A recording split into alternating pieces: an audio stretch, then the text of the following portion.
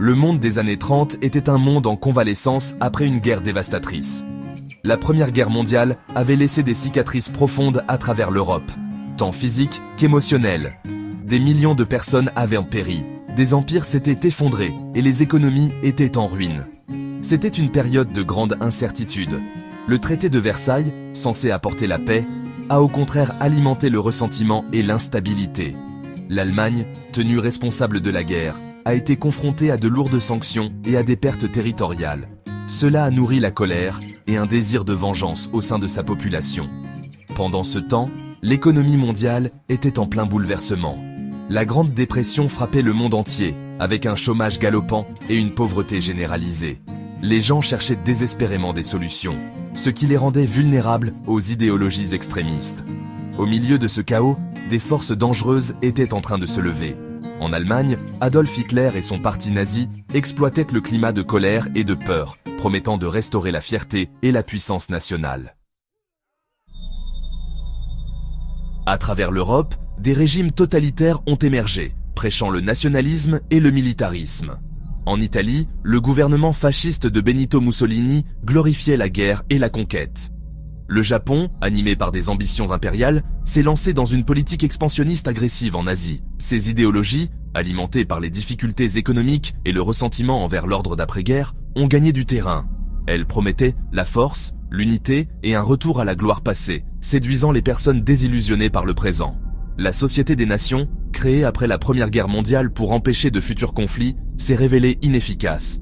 Handicapée par ses propres faiblesses et par un manque de volonté politique parmi ses membres, elle n'a pas réussi à endiguer l'agression des puissances montantes. La politique d'apaisement, qui consistait à faire des concessions aux nations agressives pour éviter la guerre, n'a fait qu'encourager Hitler. Il l'a interprété comme une faiblesse et a continué à violer le traité de Versailles en remilitarisant la Rhénanie et en annexant l'Autriche. Le 1er septembre 1939, l'Allemagne envahit la Pologne, marquant le début de la Seconde Guerre mondiale. Cet acte, une violation flagrante du droit international, a brisé la paix fragile.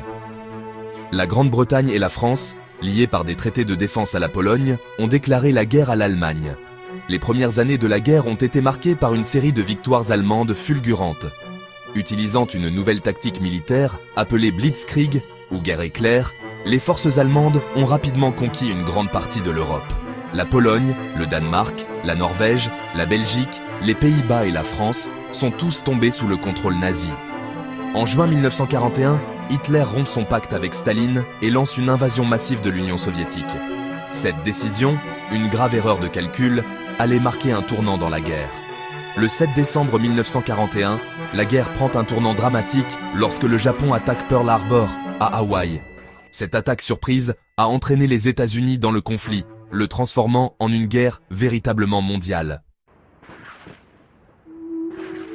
La bataille de Midway, en juin 1942, marque un tournant dans le Pacifique. La victoire américaine décisive a paralysé la puissance navale japonaise et stoppé son avancée. Pendant ce temps, la bataille exténuante de Stalingrad, qui s'est déroulée d'août 1942 à février 1943, a vu l'armée allemande subir une défaite catastrophique face aux soviétiques. Le débarquement allié en Normandie, en France, le 6 juin 1944, connu sous le nom de Jour J, a été un moment charnière de la guerre. Cette opération d'envergure a ouvert un second front en Europe, libérant la France et repoussant les forces allemandes. Tout au long de la guerre, les alliances ont évolué. La Grande Alliance, composée des États-Unis, de la Grande-Bretagne et de l'Union soviétique, s'est avérée être une force redoutable. Malgré des différences idéologiques, ils ont coopéré pour vaincre un ennemi commun. Chapitre 5. Visage de la guerre. Dirigeants, soldats et civils. La Seconde Guerre mondiale a été un conflit d'une ampleur sans précédent, impliquant des millions de soldats et de civils du monde entier. C'était une guerre menée non seulement sur les champs de bataille, mais aussi dans les foyers, les usines et les cœurs. Des dirigeants tels que Winston Churchill, Franklin D. Roosevelt et Joseph Staline ont joué un rôle crucial dans le cours de la guerre.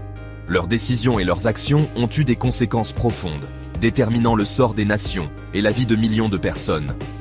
Sur les lignes de front, des soldats de différents pays et horizons se sont battus avec courage et détermination. Ils ont enduré des épreuves inimaginables, confrontés aux dangers permanents, aux privations et à la perte de leurs camarades.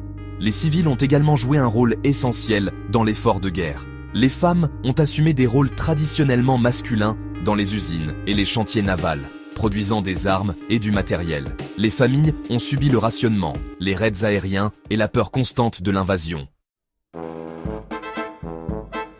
Chapitre 6. Le prix de la victoire. Dévastation et holocauste. La Seconde Guerre mondiale a fait entre 40 et 85 millions de morts, ce qui en fait le conflit le plus meurtrier de l'histoire de l'humanité. Des villes entières ont été réduites en ruines, les économies se sont effondrées et des millions de personnes se sont retrouvées sans abri et déplacées. Au-delà des destructions matérielles, la guerre a laissé de profondes cicatrices psychologiques. Les horreurs dont ont été témoins les soldats et les civils, la perte d'êtres chers et les traumatismes de la guerre ont marqué des générations entières. L'Holocauste, le génocide systématique de 6 millions de juifs par le régime nazi, est un témoignage horrible des profondeurs de la cruauté humaine. Cet acte de barbarie, motivé par la haine raciale et l'antisémitisme, nous rappelle brutalement les dangers de l'intolérance et des préjugés. Chapitre 7. Un nouvel ordre mondial. L'après-guerre. La fin de la Seconde Guerre mondiale a entraîné de profonds changements dans le paysage géopolitique. La guerre a brisé l'ancien ordre, ouvrant la voie à l'émergence de deux superpuissances, les États-Unis et l'Union soviétique. La création des Nations Unies en 1945, destinée à être un successeur plus efficace de la Société des Nations, reflétait le désir de paix durable et de coopération internationale. Cependant, le monde s'est rapidement retrouvé à nouveau divisé, cette fois par la guerre froide.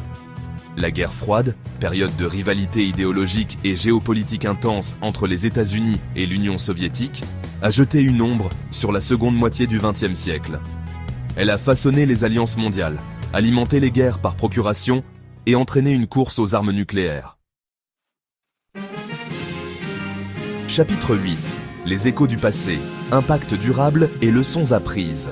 La Seconde Guerre mondiale a eu un impact profond et durable sur le monde. Elle a conduit à des progrès significatifs dans les domaines de la technologie, de la médecine et des changements sociaux. La guerre a également accéléré le processus de décolonisation, les anciennes puissances coloniales, affaiblies par le conflit, ayant été contraintes d'accorder l'indépendance à leurs colonies. L'héritage de la guerre continue de façonner notre monde aujourd'hui. Elle nous rappelle les conséquences dévastatrices d'une agression non maîtrisée, l'importance de la coopération internationale et la fragilité de la paix.